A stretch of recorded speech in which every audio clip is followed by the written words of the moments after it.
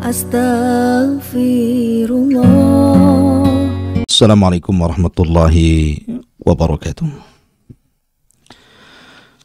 Alhamdulillah wassalatu wassalamu ala Rasulillah wa ala alihi wa sahbihi wa mawalah wa la hawla wa la quwata illa billahi wa ba'du. Qala Allahu azza wa jalla ya ayyuhalladzina amanu taqullaha haqqa tuqatih wa la tamutunna illa wa antum muslimun, amma ba'du. Alhamdulillah, segala puja dan puji tentunya hanya milik Allah subhanahu wa ta'ala semata. Salawat teriring salam senantiasa kita berikan kepada baginda Rasul kita, qudwah kita, Muhammad ibn Abdillah salawatuhu wa salamuhu alaihi. Dan kita bersyukur kepada Allah subhanahu wa ta'ala di pagi hari ini kita masih bisa diperjumpakan Allah lewat media Kiswah TV dan juga Humairah Channel. Semoga di pagi hari ini kita diberikan kesehatan oleh Allah subhanahu wa ta'ala, dijauhkan dari wabah COVID-19, dan yang terpapar semoga Allah subhanahu wa ta'ala sembuhkan. Dan kita memohon kepada Allah subhanahu wa ta'ala semoga musibah tersebarnya wabah ini segera diangkat sehingga kita bisa beraktivitas kembali sebagaimana normalnya kehidupan manusia. Salawat dan salam tentunya kita senantiasa berikan kepada Nabi sallallahu alaihi wasallam, Nabi yang telah memberikan kepada kita wasilah hidayah Allah subhanahu wa ta'ala sehingga kita menjadi umat yang insyaallah terbaik yang ada di permukaan bumi, sebagaimana firman Allah subhanahu wa ta'ala, kuntum khairu ummah, kalian sebaik-baik umat ukhrijat linnasi, yang dikeluarkan kepada manusia. Pembahasan di pagi hari ini kita akan membahas tentang kisah diangkatnya Isa bin Maryam yang menjadi polemik antar agama, dan juga bagaimana Isa bin Maryam hidup di langit dan Nabi sallallahu alaihi wasallam pernah berjumpa dalam peristiwa Isra Mi'raj.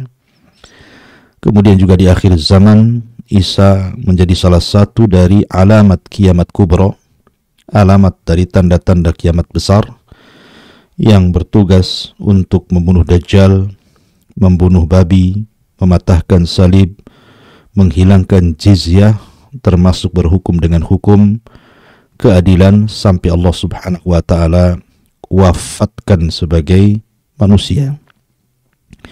Bagaimana kisahnya? Maka 1 jam ke depan kita akan membahas tentang kisah diangkatnya Isa sampai wafatnya. Saya akan mencuplik sebuah ayat di dalam surah An-Nisa, ayat 156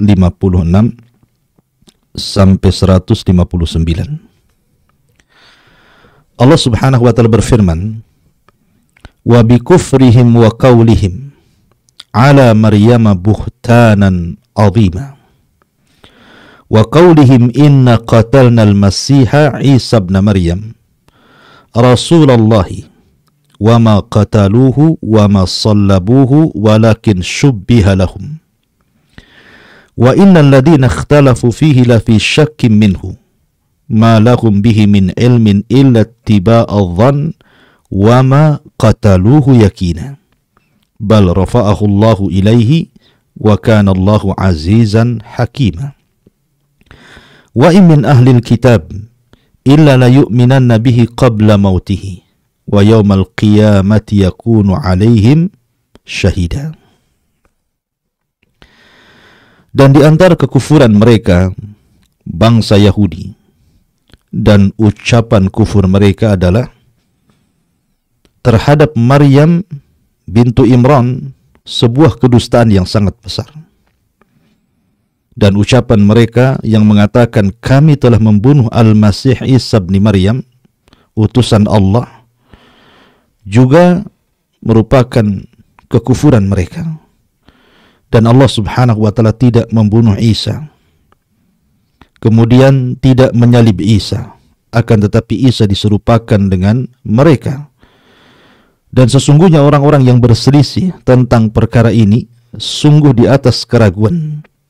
Tidak ada ilmu yang mendasari kecuali hanya mengikuti prasangka saja, dan mereka tidak membunuh Isa secara yakin.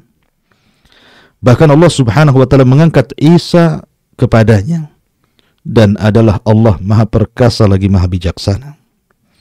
Dan sebagian ahli kitab di akhir zaman sungguh akan beriman kepada Isa sebelum kematiannya, dan pada hari kiamat dia akan menjadikan saksi untuk mereka. Ma'asyiral muslimin, para pemirsa Kiswah TV dan juga Humairah Channel, di 4 ayat ini Allah subhanahu wa ta'ala menjelaskan kepada kita tentang kisah Isa secara berurutan. Pertama, kisah bagaimana diangkatnya Isa bin Maryam. Kemudian Isa ibnu Maryam berada di langit. Dan yang terakhir tentang tugas Isa bin Maryam di akhir zaman sebelum kematiannya. 3 poin yang kita akan bahas di pagi hari ini. Yang pertama, bicara tentang diangkatnya Isa ibnu Maryam. Sepakat kita kaum muslimin, kita tidak pernah mengingkari satu nabi pun, satu rasul pun yang Allah subhanahu wa ta'ala utus di permukaan bumi ini, termasuk rasulnya orang-orang Yahudi Musa ibn Imran, ataupun rasul yang diutus kepada orang-orang Nasrani Isa ibn Maryam. Karena Allah subhanahu wa ta'ala mengajarkan kepada kita, la nufarriku baina ahadim mir rusuli. Kami disuruh untuk tidak membeda-bedakan siapapun rasul-rasul Allah subhanahu wa ta'ala. Mau Isa, mau Musa atau rasul-rasul yang lainnya, kita tetapkan sebagai utusan Allah subhanahu wa ta'ala. Dan masing-masing rasul punya umat. Berbeda dengan mereka, berbeda dengan orang-orang Yahudi yang berusaha untuk menghapus kerasulan Rasul kita Muhammad SAW dalam kitab-kitab mereka. Begitu juga orang-orang Nasrani yang mengingkari kerasulan Nabi kita. Ma'asyiral muslimin yang dimuliakan Allah subhanahu wa ta'ala. Lalu bagaimana kisah diangkatnya Isa bin Maryam? Kita tahu bahwa Isa ibn Maryam adalah Rasul yang terakhir yang diutus oleh Allah subhanahu wa ta'ala dari kalangan Rasul-Rasul Bani Israel. Dari jalur Ya'qub ibn Ishaq ibn Ibrahim alaihi salatu wassalam. Dan kita tahu bahwa Nabi Allah Isa alaihi salatu wassalam diutus sebagai Nabi dan Rasul kepada Bani Israel. Dia salah satu daripada Rasul-Rasul Bani Israel yang mengajak Bani Israel untuk mentauhidkan Allah subhanahu wa ta'ala. Tetapi layaknya para Nabi dan Rasul, maka mereka pun mendapatkan ujian yang berat dari kaumnya, termasuk Isa bin Maryam. Mendapatkan ujian yang berat.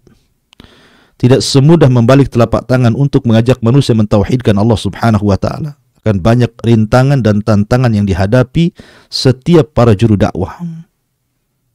Apalagi seorang Nabi. Yang Nabi SAW sabdakan, inna asyaddal bala indallahil anbiya. Sesungguhnya yang paling dahsyat balanya, ujiannya adalah para nabi. Maka Isa juga sama. Bahkan ibundanya sudah diuji oleh Allah subhanahu wa ta'ala sebelumnya. Makanya Allah mengatakan, wa bi kufrihim wa qaulihim ala Maryam buhtanan azima. Dan dari bentuk kekufuran mereka dan juga ucapan mereka terhadap Maryam, sebuah kedustaan yang sangat besar. Ketika mereka menuduh Maryam bintu Imran ibunda Isa bin Maryam berzina sehingga melahirkan Isa.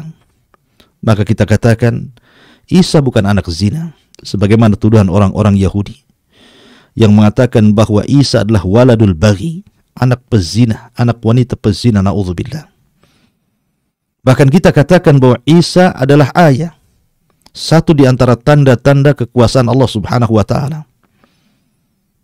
Makanya Allah Subhanahu wa taala ketika bicara tentang kelahiran Isa bin Maryam, Allah mengatakan wa kalimatuhu alqaha ila Maryam wa ruhun minhu.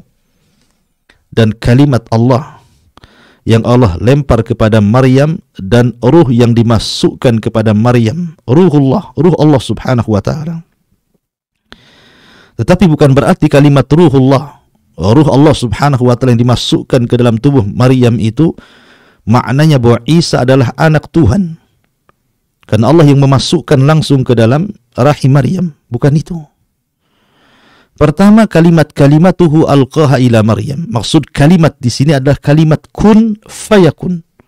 Sebagaimana Allah Subhanahu wa taala ketika bicara tentang Adam, inna mathala Isa kamathali Adam. Khalaqahu min turabin thumma qala kun fayakun. Thumma yaqulu kun fayakun. Thumma qala lahu kun fayakun.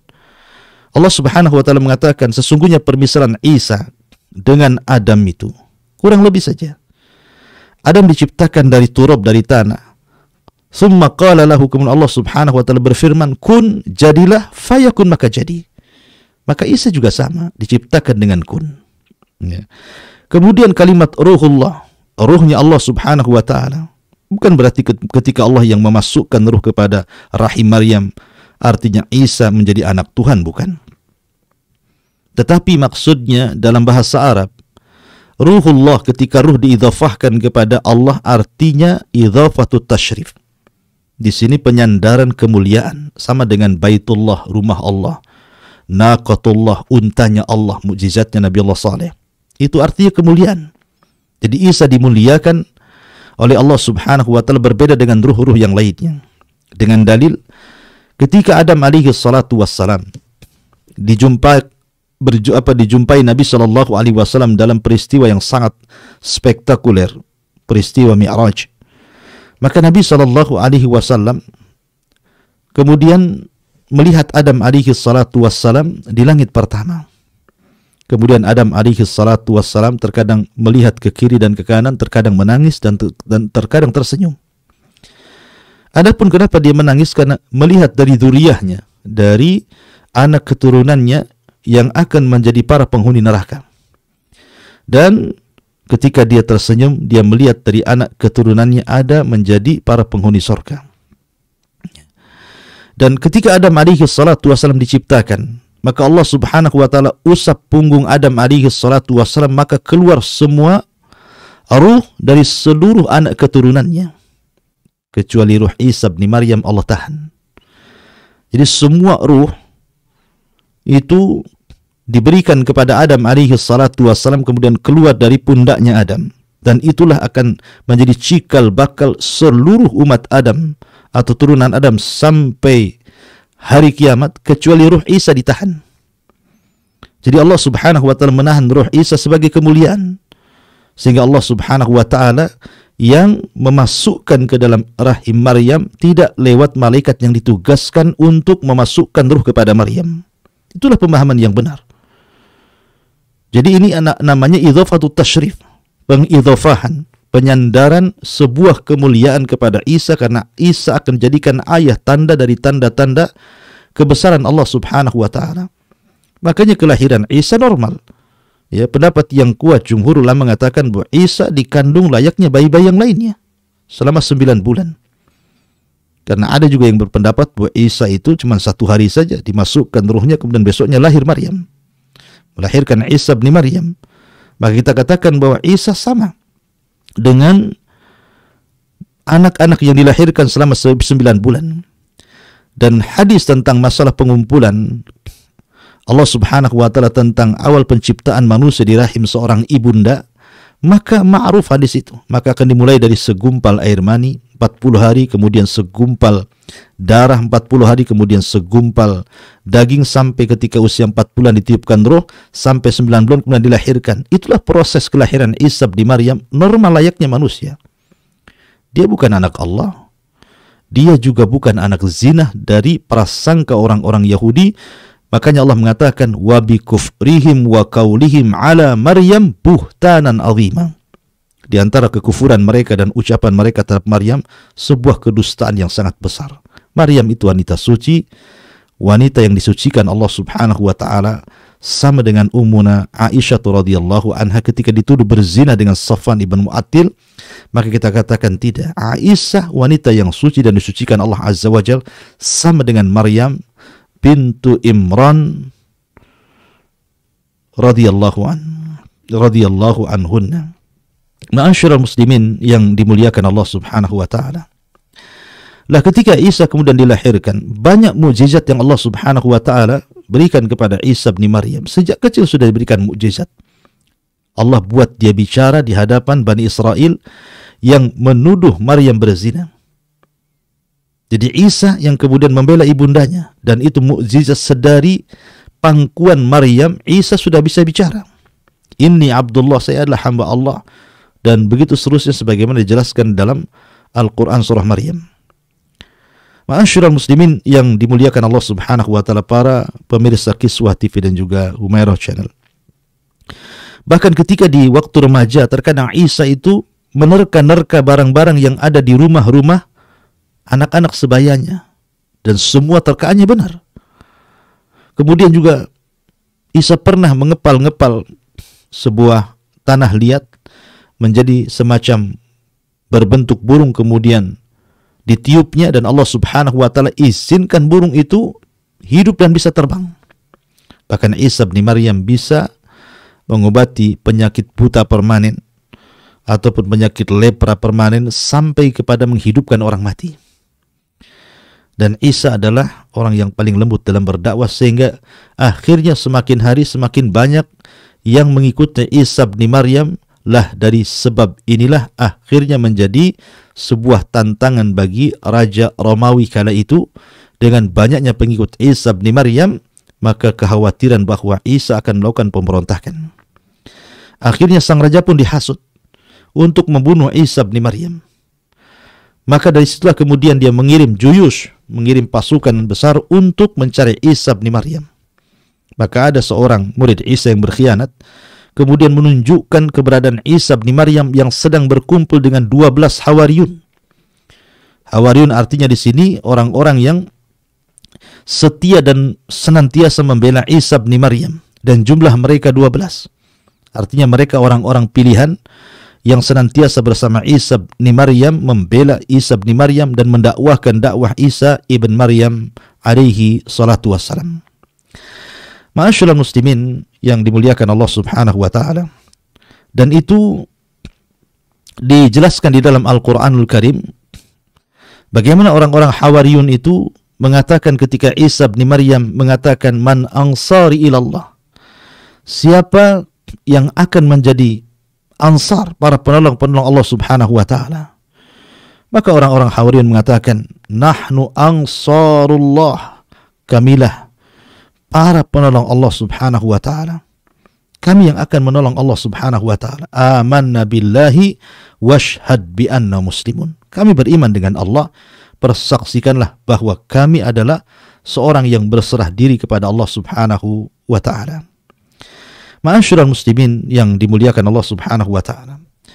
Maka ketika Isa disebutkan dalam Al-Qur'an, falamma ahassa Isa minhumul kufra, ketika Isa merasakan bahwa Bani Israel sudah tidak bisa lagi untuk didakwahi tauhid dan masuk ke agamanya, maka Isa kemudian mendengar bahwa akan ada pasukan yang akan menangkapnya dan membunuhnya. Maka Isa bin Maryam mengumpulkan orang-orang khususnya sebanyak 12 orang Hawariyun itu. Kemudian Isa bin Maryam banyak memberikan nasihat kepada mereka dan mengatakan ayyukum yulqa alaihi syabahi wa huwa rafiqi fil jannah. Siapa di antara kalian yang hendak diserupakan dengan wajahku, dengan badanku, dan jaminannya dia akan menjadi temanku di surga. Ternyata tidak ada satupun yang berdiri dari 12 orang-orang Hawariyun itu kecuali asgharuhum, yang paling muda di antara mereka. Ada yang mengatakan namanya Yahuda al-Uskhuriti. Jadi Yahuda ini yang paling kecil di antara mereka kemudian bangkit dan mengatakan, "Ana ya Nabi Allah." Saya wahai Nabi Allah. Tapi Isa melihat bahwa dia yang paling kecil. Isa ingin yang paling besar di antara mereka yang siap menggantikan posisinya.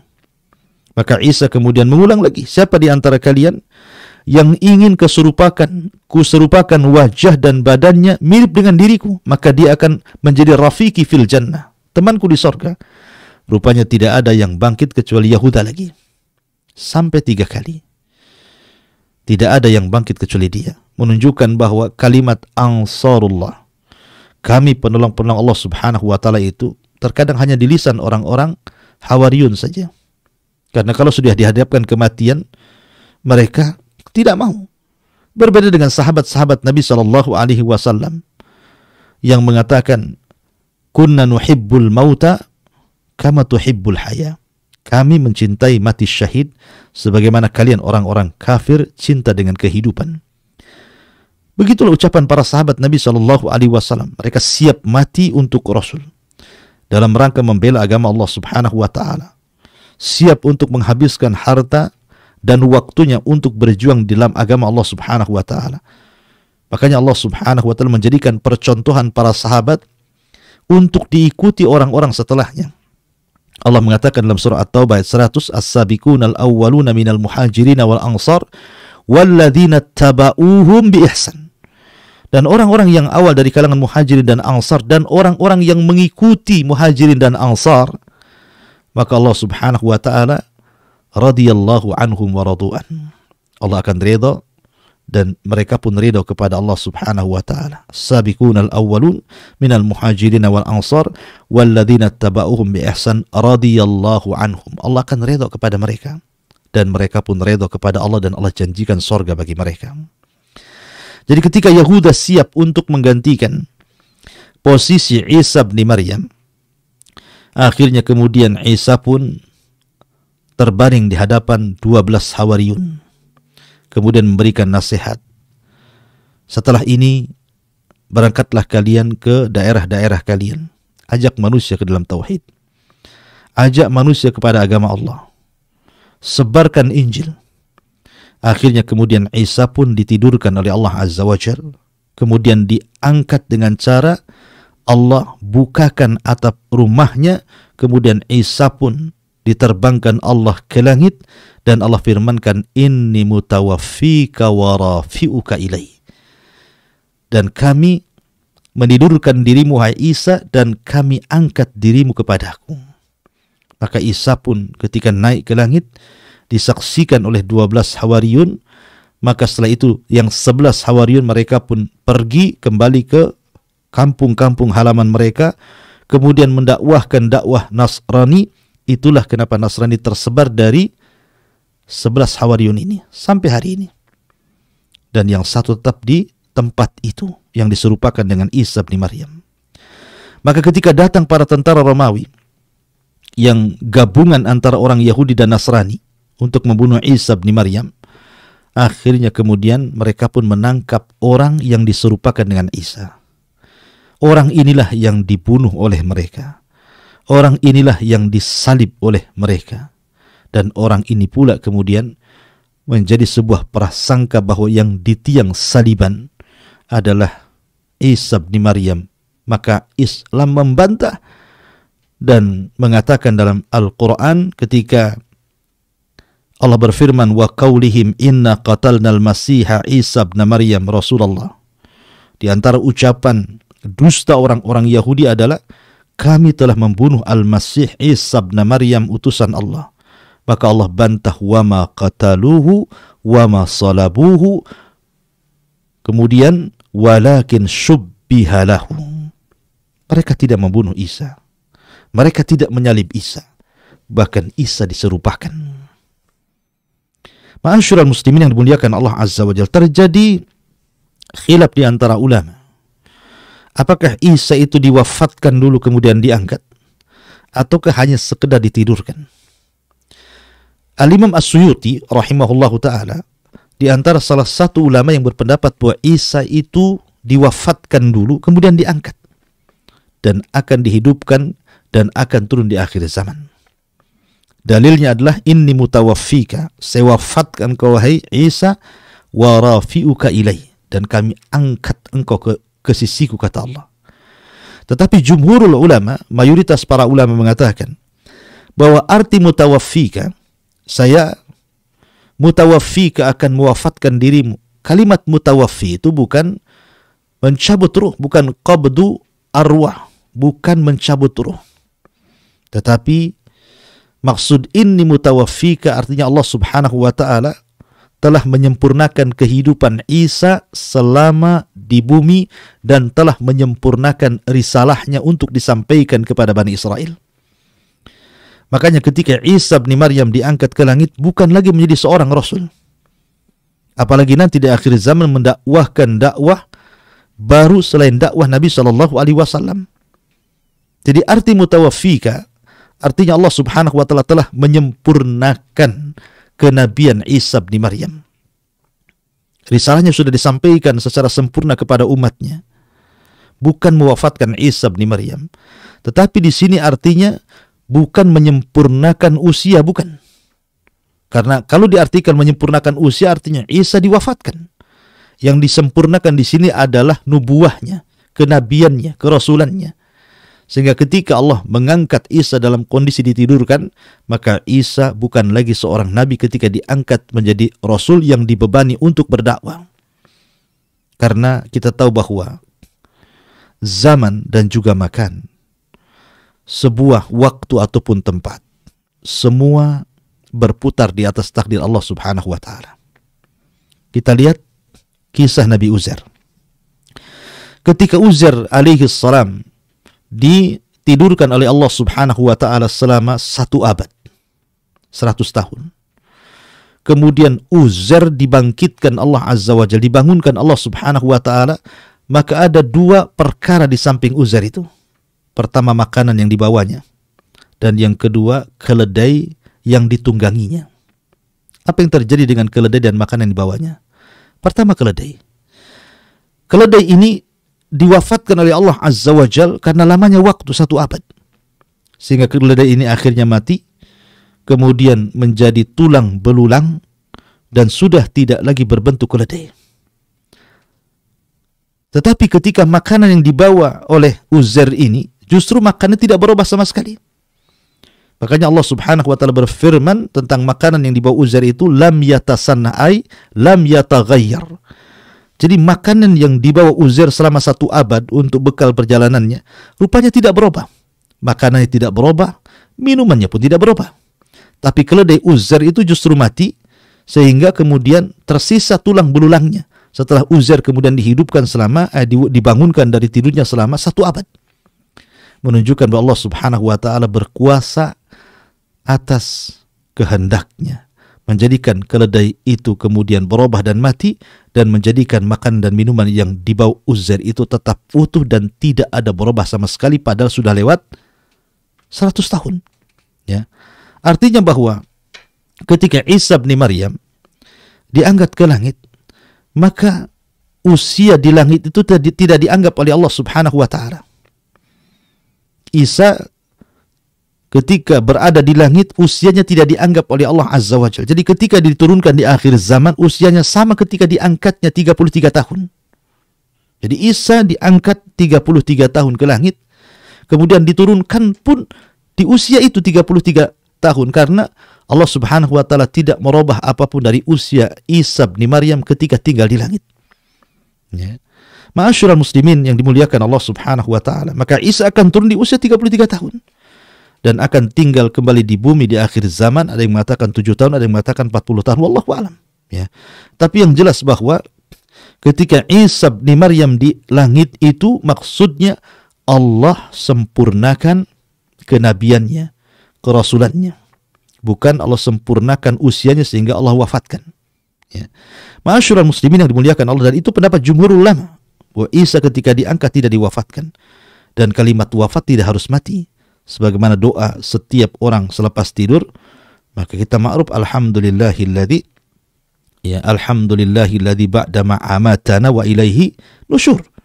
Ya, kalimat ba'da ma amatana wa ilaihi nusyur Di sini ada kalimat amatana, kami yang mematikan orang yang tertidur itu. Apakah kemudian kita katakan bahwa orang tidur itu mati? Tidak. Ya, tidur itu tidak mati. Tidur itu saudaranya mati, tapi dia bukan kematian. Ya, jadi tidak semua makna mati itu harus dicabut ruhnya. Maka Isa itu diwafatkan bukan berarti dicabut ruhnya, tetapi ditidurkan kemudian diangkat ke langit. Itulah pendapat yang kuat. Dan inilah keyakinan bukan hanya ahli sunnah, tapi ini keyakinan Islam yang menyelisih keyakinan orang-orang Yahudi yang menganggap sudah membunuh Isa, atau yang diyakini orang-orang Nasrani bahwa Isa itu telah mati dan disalib dan dibunuh orang-orang Yahudi. Ma'asyiral muslimin yang dimuliakan Allah Subhanahu wa taala. Lah, adapun kehidupan Isa bin Maryam, maka Isa Allah Subhanahu wa taala tempatkan di langit kedua bersama saudaranya, ya, bersama kerabatnya Yahya ibn Zakaria. Dan itu pernah ditemui Nabi SAW dalam peristiwa besar Isra dan Mi'raj. Nabi SAW berjumpa di langit pertama dengan Nabi Adam, kemudian di langit kedua dengan Isa dan Yahya, kemudian di langit ketiga dengan Nabi Allah Yusuf, kemudian di langit keempat dengan Nabi Allah Idris, langit kelima berjumpa dengan Harun, di langit keenam berjumpa dengan Musa, dan di langit terakhir berjumpa dengan Ibrahim alaihi salatu wassalam. Pertanyaannya, kenapa hanya nabi-nabi ini yang dijumpai Nabi Shallallahu alaihi wasallam? Dan kenapa pula kemudian tidak dijumpai nabi-nabi yang begitu banyak dari nabi-nabi yang diutus Allah Subhanahu wa taala? Anggap saja dari 25 nabi dan rasul, kenapa tidak dipertemukan semuanya? Hanya nabi-nabi ini saja. Dan ingat, pertemuan Nabi Shallallahu alaihi wasallam dengan para nabi selain Isa adalah pertemuan ruh saja. Jadi ruhnya para nabi itu dibentuk seolah-olah itulah jasad mereka, itulah bentuk mereka. Karena jasad-jasad mereka di bumi, ya, dikubur di bumi, dan ruhnya dinaikkan ke langit. Kecuali Isa bin Maryam berjumpa dengan Rasul birruhi wal jasad, dengan ruh dan jasad, karena memang Isa belum diwafatkan Allah Subhanahu wa taala dan belum dikuburkan. Namanya orang masih hidup, tidak mungkin dikuburkan. Sebagaimana keyakinan orang Nasrani, Isa itu dikuburkan. Kita katakan tidak ada kuburan Isa bin Maryam. Satu dunia ini Anda cari kuburan Isa tidak akan Anda dapati. Karena memang Isa belum dikubur, belum mati. Dan Isa berada di langit yang kedua bersama Yahya ibn Zakaria. Adapun hikmahnya, adapun berjumpaan Rasul dengan Nabi Adam. Nabi Adam ini hijrah dari sorga ke bumi karena waswas syaitan, maka Nabi juga akan sama mengalami hal yang sama dengan bersama dengan Adam, bahwa dia akan hijrah dari Mekah ke Madinah. Kemudian adapun berjumpa dengan Yahya dan juga Isa, kedua nabi ini disakiti orang-orang Yahudi. Yahya dipenggal lehernya, dan juga Isa diusahakan untuk dibunuh tapi Allah angkat. Maka engkau wahai Muhammad akan mengalami hal yang sama, di mana ketika kau hijrah dari Mekah ke Madinah kau akan mendapatkan tantangan dari orang Yahudi. Makanya dalam sejarah dijelaskan Rasul sampai berperang 4 kali melawan orang-orang Yahudi, dan Rasul mengalami bagaimana tantangan menghadapi orang Yahudi, dari upaya pembunuhan dilakukan orang-orang Yahudi kepada Rasul, kemudian upaya penyihiran Nabi SAW yang dilakukan oleh Labid ibn Asam atas suruhan orang-orang Yahudi. Kemudian diracunnya Nabi oleh seorang wanita Zainab bintul Haris pasca perang Khaybar, dan banyak lagi bagaimana tantangan permusuhan orang-orang Yahudi terhadap Nabi SAW di kota Madinah. Makanya Rasul diperjumpakan dengan Isa dan Yahya, seolah-olah sebagaimana Isa mendapatkan tantangan dari orang Yahudi, kau juga sama akan mendapatkan tantangan itu. Ya. Adapun kenapa berjumpa dengan Nabi Yusuf, karena Yusuf ini juga mendapatkan tantangan dari kerabatnya, dari saudara-saudaranya. Yang masukkan Yusuf ke sumur itu saudara-saudaranya. Maka yang pertama kali menentang dakwah Rasul juga adalah masih dari kalangan saudaranya, Abu Lahab. Sehingga turun surah At-Tabbat yada Abi Lahab wa tab. Adapun berjumpa dengan Nabi Idris yang diangkat ke langit, maka Rasul pun akan diangkat oleh Allah Azza wa Jal hissan wa ma'nan wa rafa'na laka dzikrak. Kami akan angkat penyebutan wahai Muhammad secara makna dan secara hissi. Rasul pun diangkat bukan hanya ke langit keempat, sampai ke Sidratil Muntaha. Adapun berjumpa dengan Nabi Harun, karena Harun ini orang yang lembut, dicintai Bani Israel, Maka Allah pun seolah mengatakan, lembutlah dalam berdakwah seperti Harun dalam berdakwah dan mendakwai Bani Israel. Walau kunta faddan ghalidhal qalbi lan faddu min hawli. Kalau engkau keras wahai Muhammad, orang akan lari dari dakwahmu. Kemudian juga berjumpa dengan Nabi Musa yang dikenal dengan kesabarannya mengobati Bani Israel. Musa tidak pernah meninggalkan Bani Israel, walaupun Bani Israel itu degil, walaupun Bani Israel itu suka membantah, membangkang, kufur dan begitu seterusnya, tapi Musa tidak putus asa.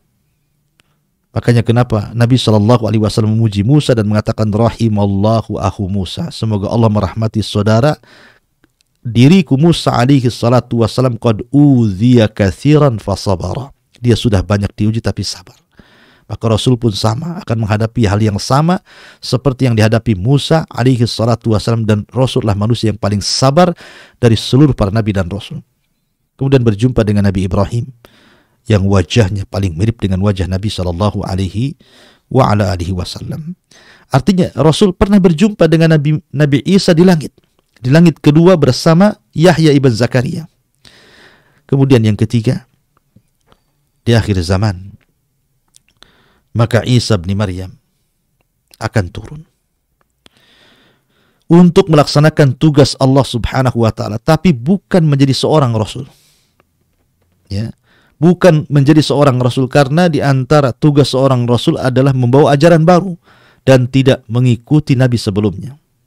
Tetapi dia turun sebagai nabi. Ya, sebagai nabi, kan nabi, seperti nabi. Tapi tidak mendakwahkan dakwah yang baru, karena nabi itu kan mengikuti syariat nabi sebelumnya. Artinya Isa diturunkan itu mengikuti syariat Rasul sallallahu alaihi wasallam, kemudian mengajak orang-orang Yahudi dan Nasrani untuk masuk Islam. Dan ketika itu tidak ada jizyah lagi, tidak ada upeti.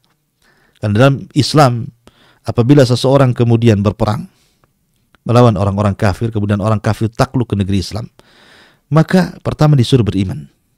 Kalau mereka tidak mau, bayar jizyah. Kalau tidak mau, baru diperangi. Maka di akhir zaman, di zaman Isa, tidak ada jizyah lagi, tidak ada upeti-upetian. Yang ada mukmin dan kafir. Kau mau ikut diriku, selamat. Kau tidak ikut, kau akan kubunuh. Cuma dua pilihan, ya ikut atau mati, mukmin atau kafir. Tidak ada jizyah lagi.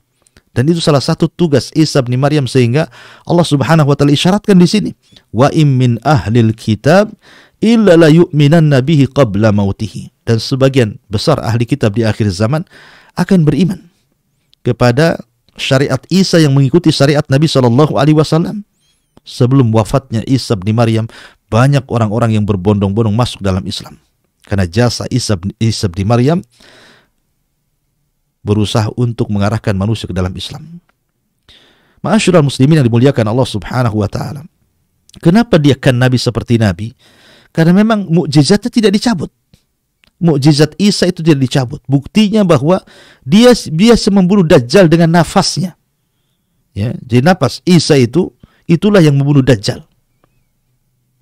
Karena bagaimanapun dalam hadis Nabi Shallallahu Alaihi Wasallam bahwa Isa akan turun dengan kedua tangannya, kemudian memegang kedua sayap malaikat yang turun dari langit, kemudian akan salat di belakang Imam Mahdi, kemudian akan turun bersama-sama Imam Mahdi dan kaum muslimin memerangi Dajjal, dan dia akan berdajjal dengan nafasnya seperti lilin yang terkena api akan meleleh.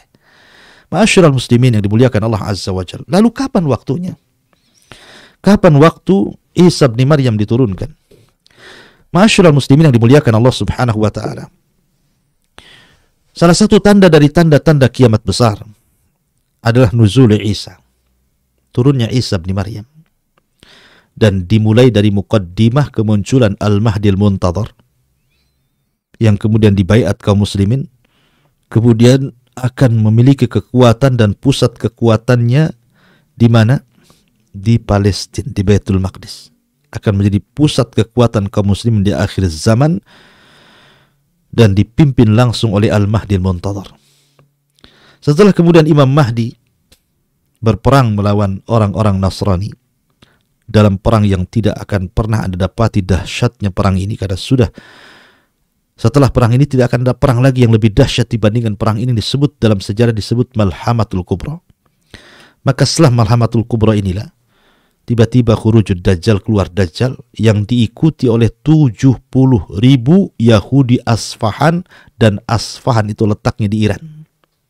Dan hari ini sudah banyak di Asfahan itu orang-orang Yahudi. Ya.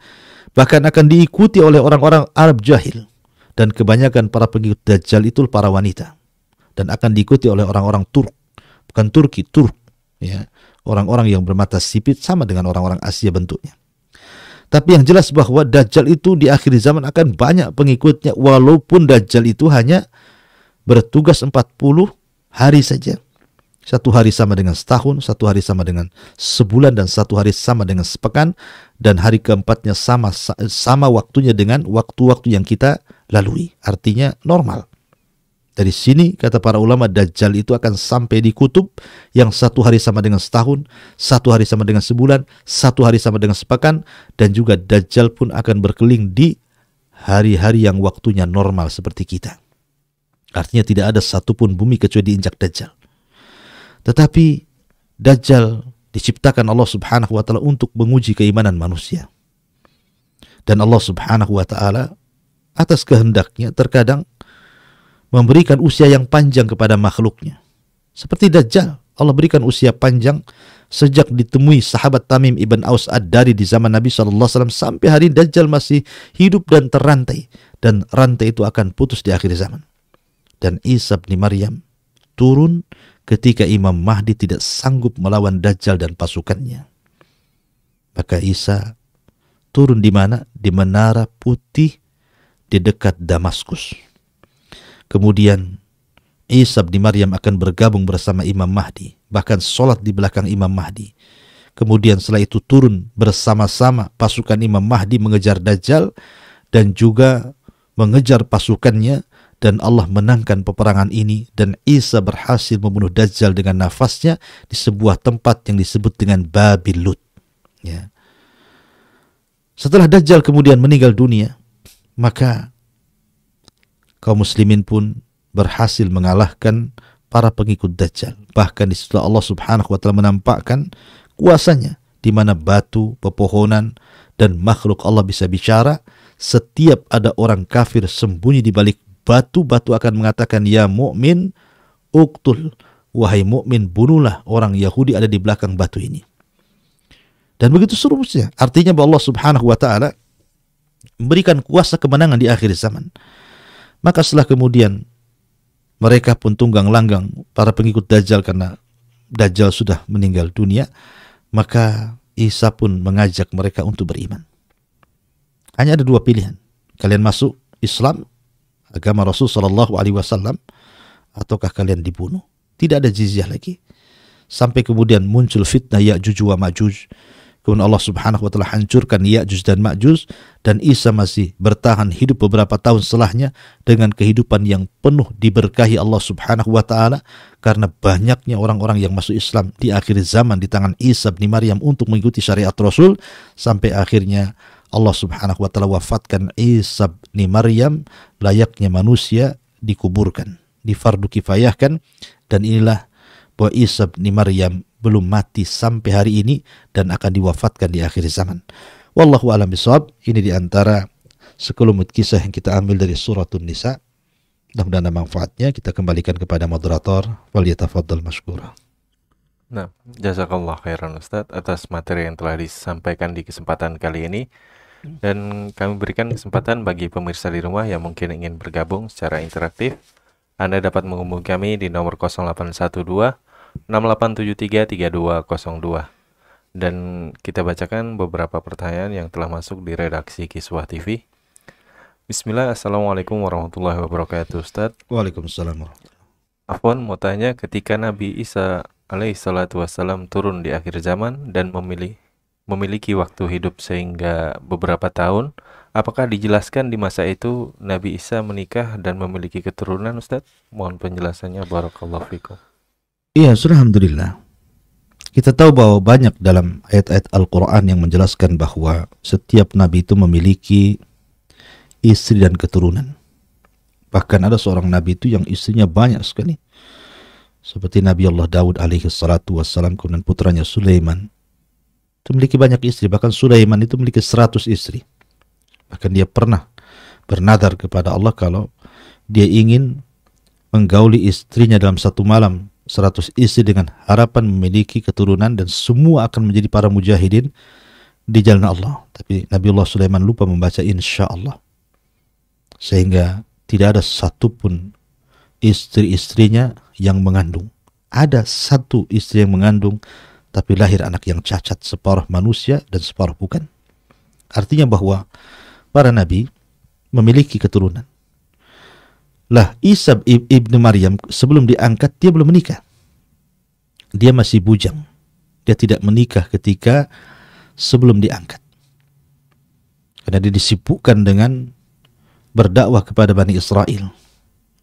Dan ketika Allah sempurnakan kenabiannya di usia 33 tahun, maka Isa pun diangkat. Kemudian akan diturunkan di akhir zaman. Pertanyaannya, apakah kemudian Isa akan menikah dan punya anak di akhir zaman? Ini menjadi mahallul khilaf, tempat khilafnya para ulama. Ada yang mengatakan Isa menikah, kemudian punya keturunan, kemudian meninggal. Ada yang mengatakan Isa tidak menikah. Wallahu a'lam, pendapat yang kuat bahwa Isa ibn Maryam tidak menikah. Karena hadis yang menjelaskan tentang Isa bin Maryam menikah di akhir zaman itu lemah. Tapi kita tidak menafikan pendapat yang mengatakan bahwa Isa menikah di akhir zaman, karena memang setiap nabi Allah Subhanahu wa taala mengatakan lahum dzurriyyah, memiliki keturunan, dan tidak mungkin memiliki keturunan kecuali menikah. Wallahu a'lam. Nah, jazakallah khairan atas penjelasannya Ustaz. Dan pertanyaan selanjutnya dari saudara Edi di Bekasi. Bismillah, apakah di antara akidah Ahlus Sunnah wal Jamaah wajib untuk meyakini atau beriman bahwa telah diangkatnya Nabi Isa alaihissalatu wassalam dan juga akan turun di akhir zaman kelak? Dan bagaimanakah jika di benak kita terlintas syubhat akan tidak masuk akalnya berita tersebut? Apakah kita bisa kukur karena pikiran tersebut, Ustaz? Ya, alhamdulillah. Kisah diangkatnya Isa bin Maryam itu berdasarkan nas Al-Quran. Maka siapa yang mengingkarinya berarti mengingkari Quran. Dan juga hadis-hadis Nabi SAW tentang masalah nuzul Isa, artinya ketika Isa diturunkan berarti dia diangkat. Diangkat baru diturunkan. Ya. Artinya berdasarkan Quran dan berdasarkan nas hadis. Jadi siapa yang mengingkari diangkatnya Isa, dia telah kufur. Karena mengingkari Al-Quran dan juga sunnah Nabi SAW. Maka saya nasihatkan untuk dihilangkan syubhat itu, istislamlah. Berserah dirilah kepada Allah Subhanahu wa taala, katakan sami'na wa ata'na, kami mendengar dan taat apapun yang dihabarkan Allah Subhanahu wa taala, baik yang masuk di akal atau tidak masuk di akal. Karena tidak semua syariat ini masuk di akal. Ada hal-hal yang tidak masuk di akal, yang perlu, yang berhajat kepada taslim saja, artinya cukup menerima saja. Ya, ketika Al-Quran mengatakan Isa diangkat, ya diangkat. Bagaimana diangkatnya Allahu a'lam. Ya. Karena Isa dijumpai Nabi SAW di langit, masalahnya ketika dalam peristiwa Mi'raj, dan akan turun di akhir zaman. Dan itu ucapan Nabi SAW sendiri dalam peristiwa Isra Mi'raj berjumpa dengan Isa bin Maryam. Artinya bahwa peristiwa ini ada dalam Al-Quranul Karim, bahkan diulang berkali-kali. Kemudian ada dalam hadis Nabi SAW, maka kita beriman kepada Allah ketika Allah Subhanahu wa taala berfirman seperti itu, wa man asdaqu minallahi qila, karena tidak ada perkataan yang lebih benar melebihi firman Allah Subhanahu wa taala dan juga hadis Rasul sallallahu alaihi wasallam. Wallahu a'lam. Nah, jazakallah khairan atas penjelasannya Ustaz. Dan satu pertanyaan terakhir dari saudara Samsul di Kediri. Bismillah Ustaz, di dalam surat Al-Imran ayat 33 sampai 34 dijelaskan bahwa Allah Subhanahu wa taala memilih bahwa keluarga Ibrahim dan keluarga Imran melebihi segala umat. Yang ingin saya tanyakan, apakah makna melebihi segala umat dari ayat tersebut, Ustaz? Iya, kalimat istafa, innallaha astafa ala Ibrahim wa ala Imran alal alamin. Pertama istafa Adam dulu. Istafa, Allah pilih Adam, ya, kemudian keluarga Ibrahim, kedua keluarga Imran, ya. Kenapa dua keluarga ini dipilih oleh Allah Subhanahu wa taala? Ya, pertama keluarga Ibrahim. Karena dari keluarga Ibrahim inilah lahir para nabi. Ya, dari Hajar lahir Ismail, yang kemudian akhir dari turunannya adalah Rasul kita Muhammad SAW. Dan dari Sarah lahirlah Ishak, dan dari Ishak lahir Yakub yang disebut dengan Israel. dan dari turunannya disebut Bani Israel, lahirlah para nabi-nabi Bani Israel. Dan keluarga Ibrahim adalah keluarga percontohan, baik istrinya Sarah ataupun Hajar, ya, ataupun Ibrahim sendiri yang merupakan uswatun hasan. Hanya ada dua nabi yang disebutkan dalam Al-Quran yang kita kenal dengan uswatun hasanah, toladan. Pertama Ibrahim, yang kedua Rasul sallallahu alaihi wasallam. Laqad kana lakum fi Rasulillahi uswatun hasanah. Ya. Kemudian keluarga Imran. Karena keluarga Imran ini keluarga suci, dialah yang memegang urusan di Baitul Maqdis kala itu. Dan dari keluarga Imran inilah lahir wanita suci, Maryam bintu Imran. Dan dari wanita suci ini lahir putranya Isa bin Maryam. Inilah keluarga percontohan karena dialah yang kemudian menjadi pembesar di Baitul Maqdis kala itu. Ya, menjadi pembesar keluarga Imran di Baitul Maqdis, sangat dihargai oleh para padri dan orang-orang saleh yang ada di Baitul Maqdis. Makanya ketika Imran kemudian bernazar, kalau keluarga Imran kalau punya anak laki-laki bernazar untuk jadikan khidmat di Baitul Maqdis, rupanya yang dikehendaki anak laki-laki, lahir pula Maryam. Maka semua orang-orang saleh yang ada di Baitul Maqdis menghendaki merawat Maryam karena tahu siapa dia, siapa bapaknya, siapa ibunya, siapa keluarganya. Makanya semua orang menginginkan untuk mengkafil Maryam. Tapi Allah Subhanahu wa taala takdirkan kecuali satu yang boleh mengkafil, Nabi Allah Zakaria. Ya. Itu di antara kenapa kedua keluarga ini dipilih oleh Allah Subhanahu wa taala. Bahkan dari keluarga Imran ini lahir dua bayi yang tidak bisa disentuh syaitan. Pertama Maryam tidak bisa disentuh syaitan saat kelahirannya, dan juga Isa tidak bisa disentuh syaitan saat kelahirannya. Tapi semua bayi selain keduanya disentuh syaitan. Karena dalam hadis Nabi SAW, setiap bayi yang dilahirkan akan ditusuk lambung kirinya syaitan, dan itu bentuk adawah pertama bahwa aku adalah musuhmu, kata syaitan. Tapi tidak memudaratkan tusukan itu. Makanya setiap bayi yang dilahirkan pasti menangis, ya, karena ditusuk lambungnya oleh syaitan. Tapi tidak memudaratkan tusukan itu, hanya bentuk bahwa disitulah mulai dia lahir, berarti dia sudah punya musuh dari kalangan syaitan. Wallahu a'lam. Nah,